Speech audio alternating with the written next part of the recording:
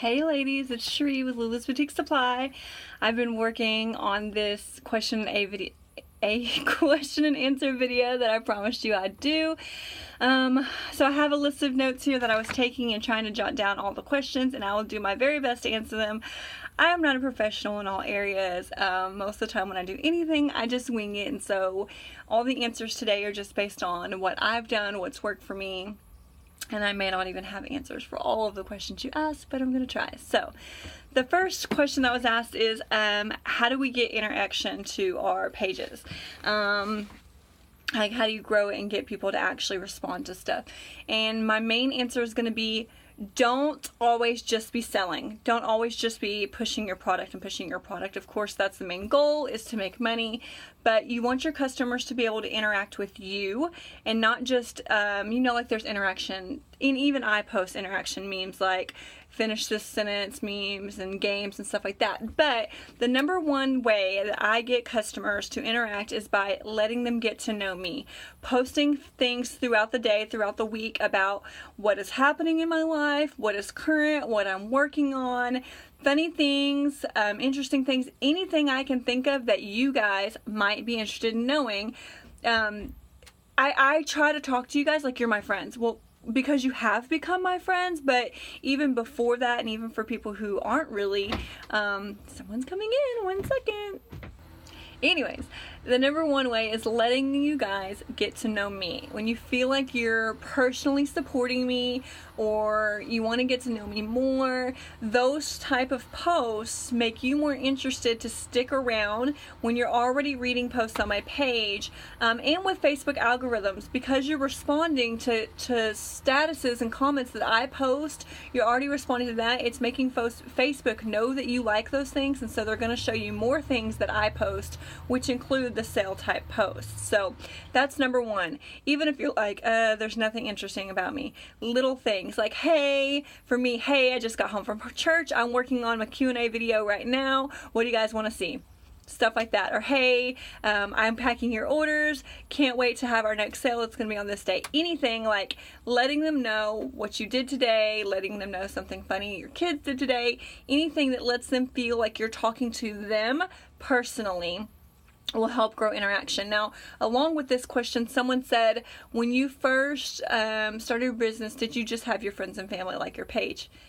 Yes and no. I only invited people who I thought would actually be interested or benefit from what I have to offer. Because you do have a certain target market, not all of your friends and family are going to be interested in what you're doing. And so I only have a handful of my personal friends and family that are even in my group or on my fan page.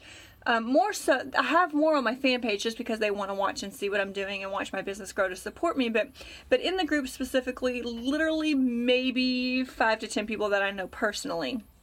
In my day-to-day life. So yes and no. Yes, because you know people that will like your stuff, but no, in a sense, if you don't just want to have people, you want to have people in your group that will actually benefit from something that you're offering.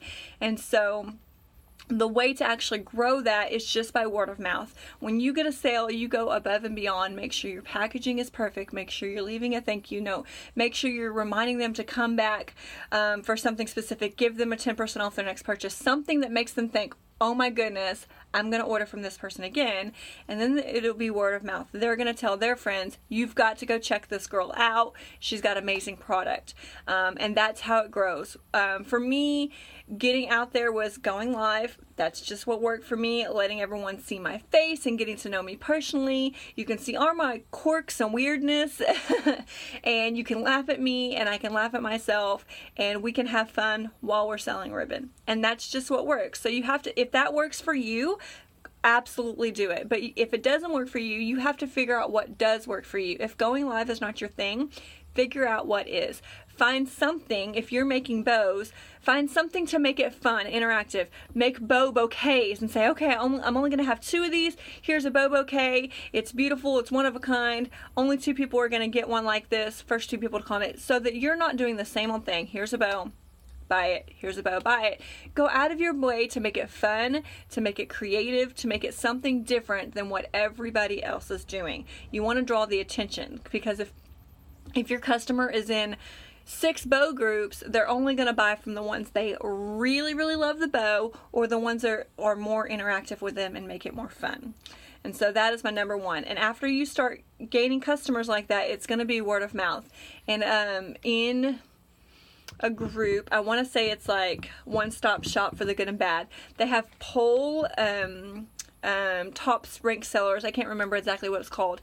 And someone had volunteered or had put my name on that list, and I had to get so many reviews, and they put it on it. Well, even though I don't love that group because I feel like it's catty a little bit and the girls get mean in there, there's so many women in that group, there's so many potential customers in that group, that even though I don't specifically participate in all of the posts in there, there's still so many people that have the opportunity to see my name. So you can go to one of the admins and say, hey, could you throw my business name up there? And your customers can go and leave a review, and that'll get your shop seen because there's so many people in the group. And so Bowmakers 101 also, you can't promote yourself and stuff like that, but you can ask questions and you can participate in helpful, if someone asks a question and you have the answer to it and it's helpful, getting your name seen will make people want to click and be like, I've seen her interacting with these groups a lot. Let me see what her shop is all about. Oops, my light went out. And that will get you seen. There we go. It's bright again. That'll get you seen more often and grow your group. So little things, just participating and interacting with other boutiques will help you also. And you also want to pair up with someone not someone that's necessarily in competition with you, so not necessarily another bow maker, but maybe if you sell bows, you can pair up with someone who does onesies, and y'all can collab and do some sort of sale together where you do the bow and she does the onesie, and you sell together an outfit that matches, and that'd be really cute. So you want to do things interactive with other businesses that'll grow attention and grow your business that way. Next question asked me about organizing. How do I organize? The office needs to be clean for that, and I will do another office tour. I've done pictures before, but next week, that'll be my goal. I will get the office super, super clean, and we can do an office tour soon. Yeah, I'll make it next week. I'm going to try to make it next week. It stresses me out because when I have a sale, the office gets really, really, really messy. I'll give you a sneak peek. It's going to be messy. Don't judge me. Ribbon on gutters. That's my number one organization tip. Put your ribbon on gutters. But every time I have a sale, it just gets really, really messy. I have to clean every single week. And this is a she shed, so it's just a shed outside. There's lots and lots of wood. I do have pretty decent flooring in here, but the rug in here gets grass all over it because we're coming in and out. And so I have to vacuum just like I do in my living room. So it gets messy really, really easily. So I will do an organization video next week, even though I am seriously the least organized person in the world. So I'm not sure you even want organization tips from me. So next, someone was asking, once you become a reseller, do you have any tips? Same exact tips for anybody growing a business. You have to gain your own fans. There's so many resellers and everyone's piggybacking off the same exact customer. So really, your main goal is to find new customers that don't know USDR ribbon exists. Because if you're in competition with someone because you have the same exact customers, it's going to be hard for you to sell. And so my number one tip is to grow your business organically and gaining your own customers for customers who do not know US Designer Ribbon exists. And the way to do that, I would say, is looking for bow makers, and I'm speaking to ribbon resellers right now, looking for bow makers in your local yard sale groups, in your local area, anywhere where you see a bow maker that is not making bows with designer ribbon. Introduce them to designer ribbon. I wouldn't spam them. I would just figure out a way to get yourself seen in front of those type of people. Just be creative with it. For me personally, I will go when I'm at Walmart and I see a little girl with a hair bow. I'm like, oh, who made her bow? This is so beautiful. And then I introduce myself and tell her about my business, and that always gets me new customers, and that's awesome. And they love having interaction, especially because usually the bow maker was the mom, usually. And so that just works for me. But yeah, you can send a message saying, hey, I saw your bows are really beautiful. I wanted to introduce you to this ribbon that you can't get anywhere else. as in you can't get at Walmart or Hobby Lobby and stuff like that. Have you ever seen this before? And that's it. Do not send 5 messages or anything like that. One message, hey, I saw your bow. That's really gorgeous. Have you seen this ribbon before? And that's it. If they're interested, they'll message you back. And if they're not, that's it. And so be it. You can move on to another one. But that's my number 1 tip. And be creative. Just be creative. Try to figure out what everyone else is doing and you do something else, because the more you stand out, the more business you're going to get. You cannot do the same exact thing that everyone else is doing and expect to stand out, expect to get all the customers. And so this goes back, I do want to say 2 things. One about competition. I do have another video on here, and I'll try to leave the link below if I remember, about how there is enough customers in this world for everybody. The ribbon market and the bow world is not oversaturated. Go watch that video. That'll help you out a lot. It's sort of a rant, but it's good.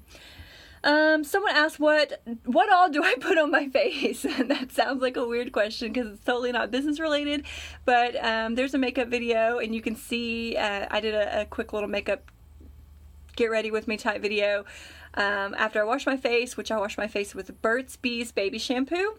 That's what I wash my face with because it takes the makeup off really, really good, even waterproof, and it doesn't have all the chemicals in it.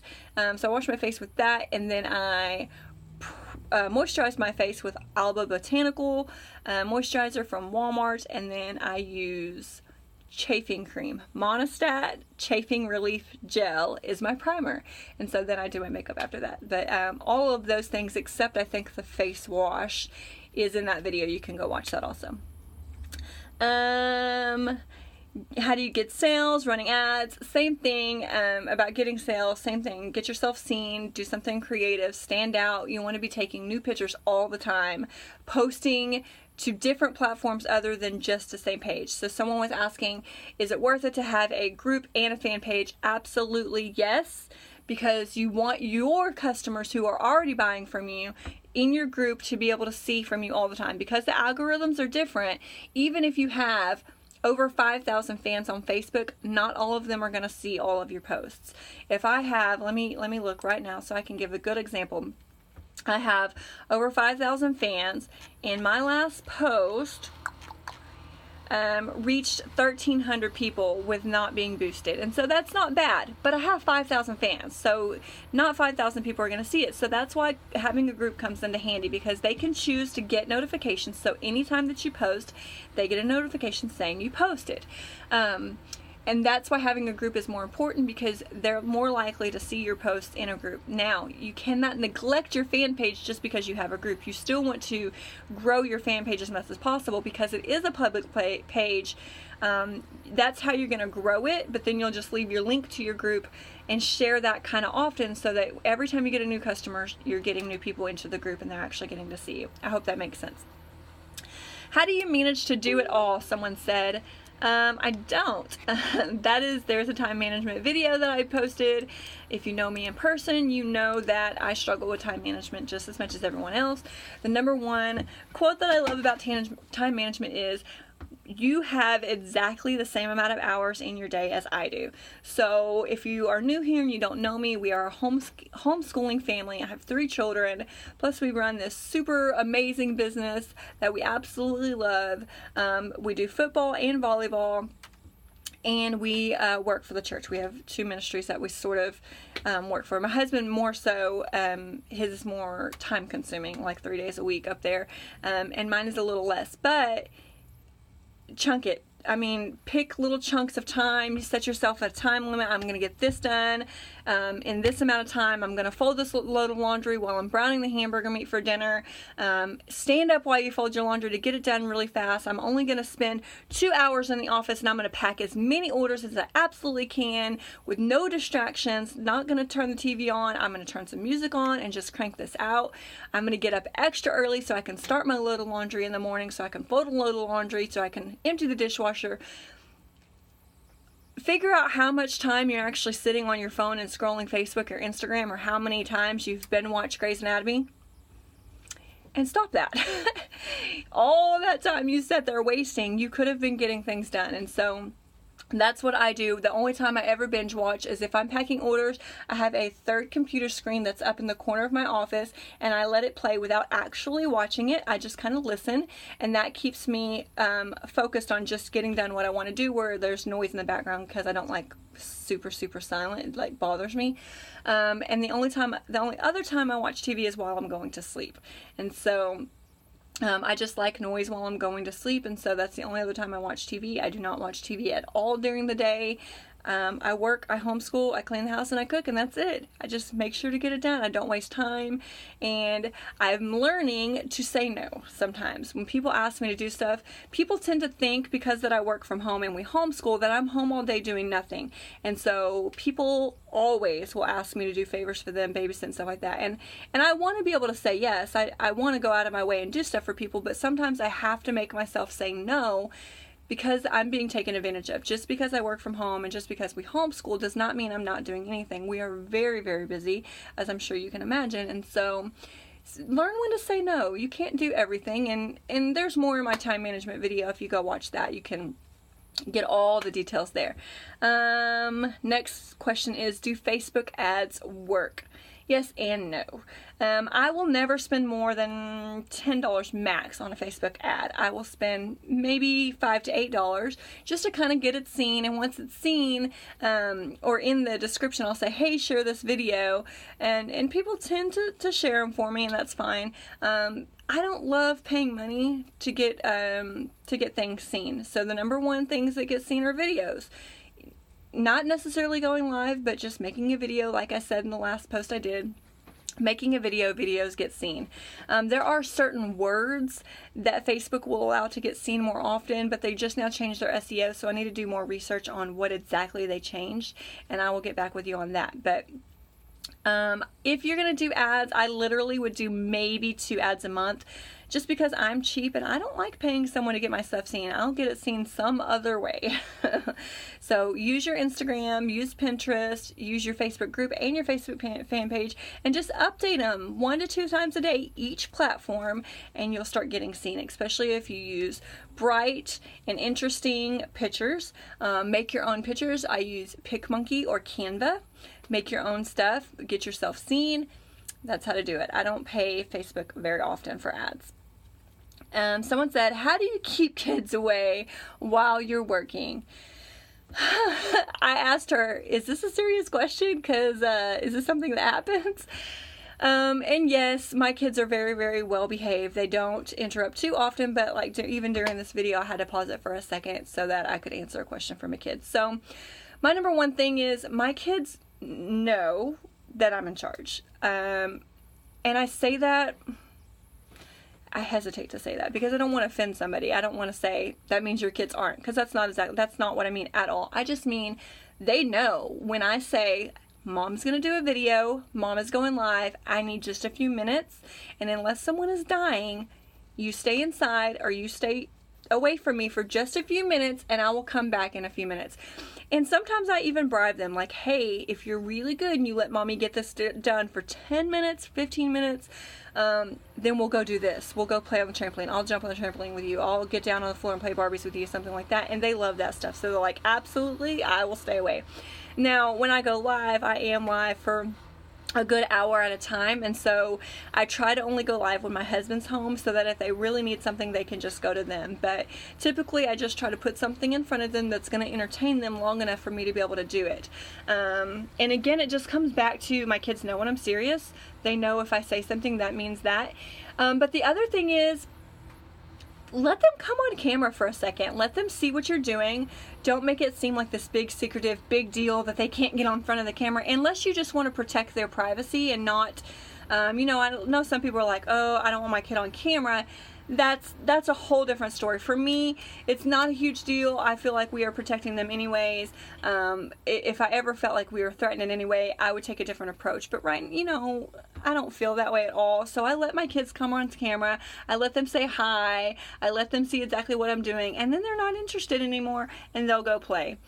Also, my office is not fun for them. They know that they're not allowed to play with my ribbon and my work stuff, and so they'll lay in the floor in my office and watch a movie sometimes, and like I said, I have a TV up here, and so I'll turn on a movie for them and they'll lay there and watch it. But otherwise, they get bored in here and they want to go play. And so I just always try to put something in front of them so that they're entertained, and I don't have to specifically address every single need. But my youngest is 4, and all of my kids potty trained a little over a year, and so we don't have toddlers necessarily that I have to chase or tend to every 5 seconds, or I feel like are getting into anything, because they know better. They don't get into stuff. They can make themselves a snack if they need to. Usually they'll come and ask first and I'll approve it.